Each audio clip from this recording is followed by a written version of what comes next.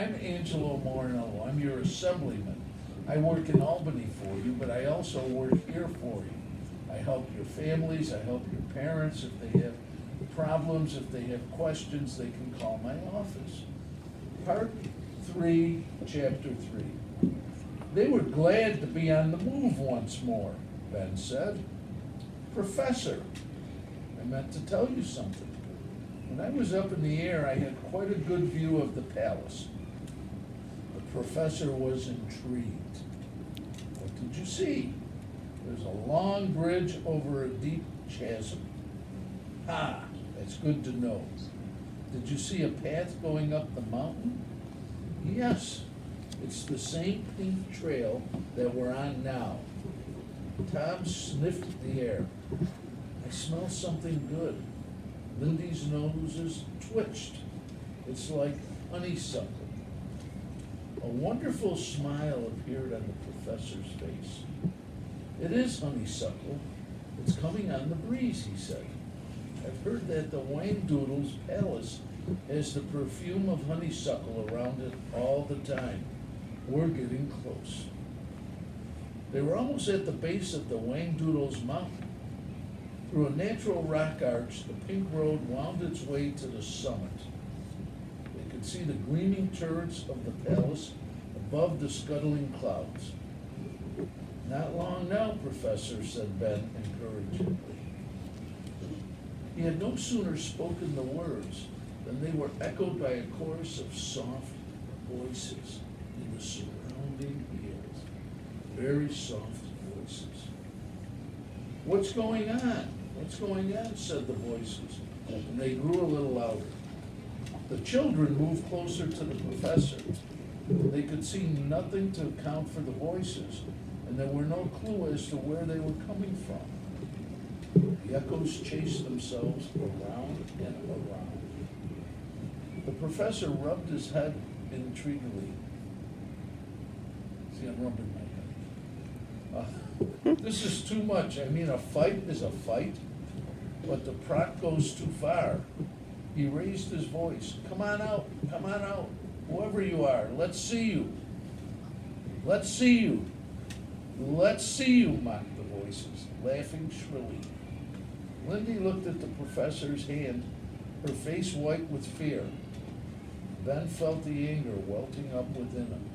Now stop that, he cried. Stop that, stop that.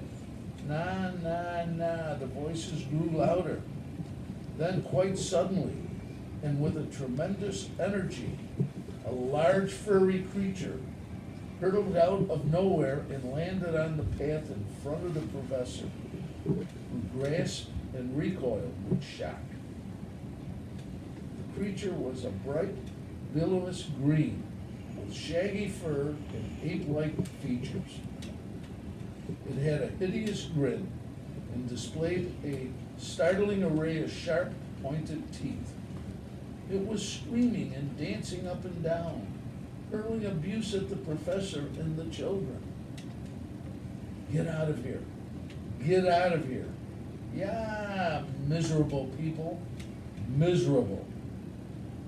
The wiffle bird panicked and screamed her traditional Mayday as a horde of identical creatures swarmed over the hilltops toward them.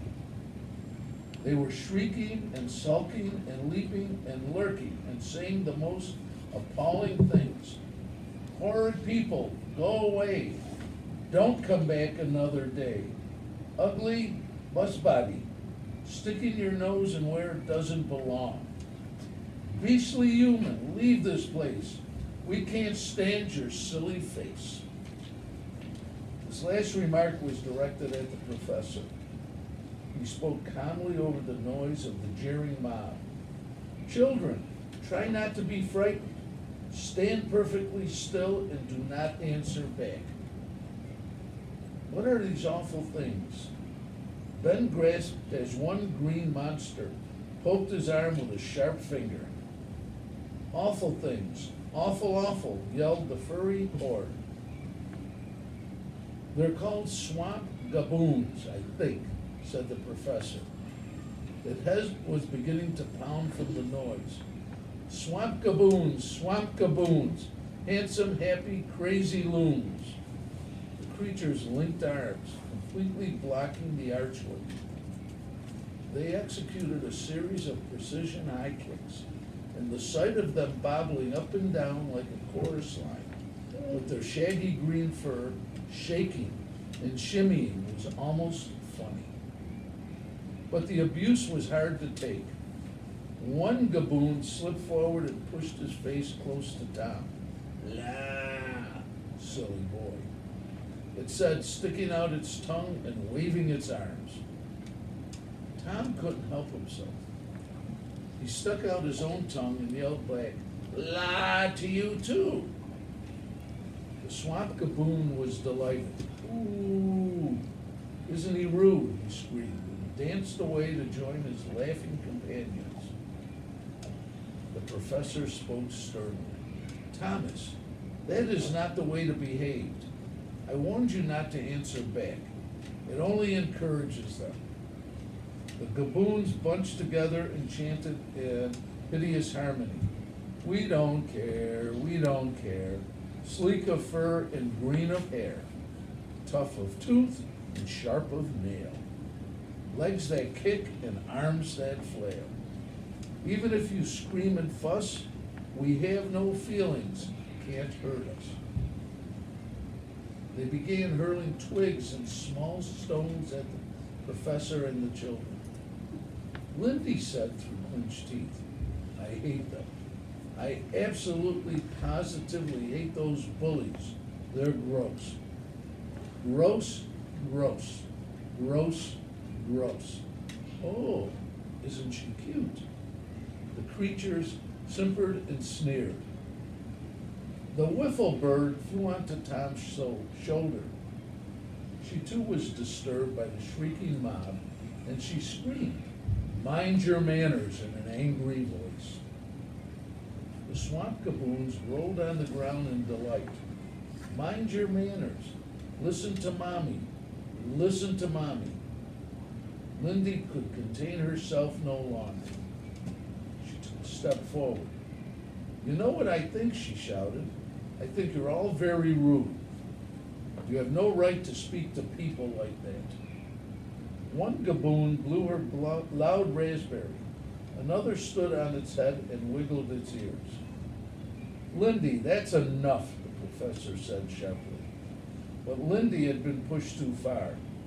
"If my mummy were here right now, do you know what she'd say to you?" "What would she say?" "What would your mummy say?" A gaboon raced up to her and sat down with crossed legs and a hand under his chin. Lindy scolded. "She'd say it's perfectly all right to think bad things." "To think bad things," echoed the gaboon. "But you don't have the right to say them. It's not polite. Mummy wouldn't like you at all, and I wish she were here now." Lindy's thumb went into her mouth and she began to cry. The gaboon pulled a sad face. "Ah," the little girl is all upset. "See what you've done, fellas? You've made her cry." Ah, all the gaboons pretended to be sad. They mocked Lindy, and each put a thumb in its mouth. One raced up to her and screamed nastily, "Serves you right." Then it jumped in the air and ran away. Benjamin was furious. Until now, he had been able to control himself. But seeing how cruelly the gaboons were teasing Lindy made him lose all reason. The professor caught him just as he was about to hurl himself on the offending creatures. "Benjamin, control yourself. Lindy, stop crying. Now listen to me, all of you." The swamp gaboons, feigning interest, crowded around. But as soon as the professor began to speak, they made such a racket it was hard for the children to understand what he was saying. The wiffle bird said, "Mind your manners." And that's what we're going to do. The more you respond to these miserable creatures, the professor ducked as one of them tried to pull his hair. The more ammunition you give them, unless we ignore them, we'll never get through. You'll never get through, you'll never get through, you stupid, sloppy, no good human. The gaboon shrieked and formed a line across the archway again. The madder you get the professor, the more they love it. We love it, we love it, roared the furry mob. So we're going to ignore them. I believe if we do that and concentrate on the important issue, which is why we are here and who we came to find, said the professor, speaking the words with great emphasis, then I do not think they can stop us. Come on now, stare the creatures down if you have to, but do not respond to them. The children and the professor began to walk slowly toward the arch. The swamp gaboons went berserk. Hateful boys, silly girl, monster man, they yelled. They tugged at the professor's clothing and pulled Lindy's hair and pinched Ben and Tom. The professor raised his voice again. I do believe it's going to be fine weather at the top of the mountain, don't you? Ben took the cue. I think you're right, sir. Lindy, can you see the palace up there? Don't you wonder what it's going to be like? Aye. Oh, yes, I do, Lindy replied bravely. She was still close to tears, but she put her arm around Ben and said fiercely, ask me something else, quick. Well now, Professor, Lindy wants me to ask her something. Tom, do you have anything to say? Ben had no idea what he was talking about, but was just saying things make it easier to ignore the tormenting crowd. They reached the arch, and the gibbons were in a frenzy. Don't you dare go through, don't you dare, they bawled. One gaboon, with foul breath, thrust his face close to Tom. Do you know you have a silly nose? It hissed. Tom swallowed hard. The professor said lightly, steadily, Tom. You have cauliflower ears, mocked the baboon, and crossed eyes and yellow teeth. Thank you so much, Tom managed to say politely, and to his surprise, he felt rather good. The professor tapped a large swamp gaboon on the shoulder with his umbrella. Excuse me, my good fellow, we'd like to get through if you don't mind. Now, Ben, you were saying. He walked past the creature slowly and calmly. It bellowed with anger. Don't touch me, you measly wart. I hate you. It belched loudly in Ben's ear. The boy jumped, but he kept around Lindy, his arm around Lindy, and continued to walk beside the professor. Not long now, I think, said the professor encouragingly. See, we're under the arch, and there is the road ahead. Keep your eyes on it, children. Look out, there's a monster behind you, screamed the gaboons. Don't look back, urged the professor. Your shirt's hanging out, you ridiculous boy. Tom felt something tugging at his pants. He put his hand behind him, and a swamp gaboon grasped his finger and held him tightly. Tom looked imploringly at the professor. Keep walking, Tom. Even if you drag the creature with you, just keep walking. Just keep moving. The swamp gaboon hung on and dug in his heels. It sat down on the road like a sulky child refusing to walk. I'll bite you, it said cunningly. I'll bite your hand off, you nasty boy. Tom felt sharp teeth nibbling at his fingers. It took all his self-control to overcome his panic. Then he had an idea. He turned quickly and whacked the gaboon sharply on top of its head. At the same time, he pumped the hand that was holding his and said politely, it was such a good pleasure meeting you, old boy. Goodbye. The gaboon was so surprised that it released Tom's fingers, and the boy instantly put both hands in his pockets. Now, the swamp gaboons changed their tactics. As the professor and the children walked further and further away from them, they sobbed and howled and tried all manner of last-minute tricks to gain their attention. Come back, I was only joking. Take me with you, please. Ouch, I've hurt myself badly. Help, I've broken my finger. I've broken my back. I'll eat worms if you don't turn around. I'll hold my breath until I explode. You'll be sorry when the Wangdoodle hears of this. Their voices began to fade. The professor smiled in weary triumph. He looked at the children.